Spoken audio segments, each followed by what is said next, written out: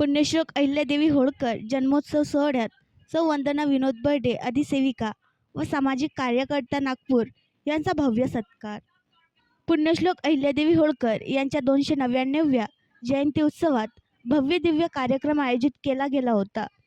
त्यात सौ वंदना विनोद बर्डे अधिसेविका व सामाजिक कार्यकर्ता नागपूर, पुण्यश्लोक अहिल्यादेवी होळकर स्मृती समिती महिला अध्यक्ष सौभाग्यनगर नागपूर, हुडकेश्वर रोड नागपूर येथे सत्कार करण्यात आला।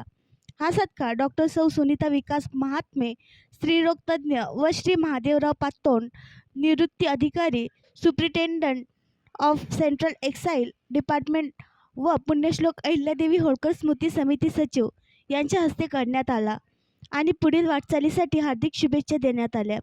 वंदना विनोद बर्डे यांनी या माध्यमातून अहिल्यादेवी होळकर यांच्या जयंतीच्या हार्दिक शुभेच्छा दिल्या व आपली सामाजिक जबाबदारी म्हणून आपण रक्तदान, देहदान, नेत्रदान, अवयवदान करण्याचे आवाहन केले आणि अहिल्यादेवी होळकर यांच्या विचारांना, आदर्शांना जगासमोर आणून त्याचा प्रचार व प्रसार करण्यासाठी प्रयत्न करावेत असे आवाहन केले।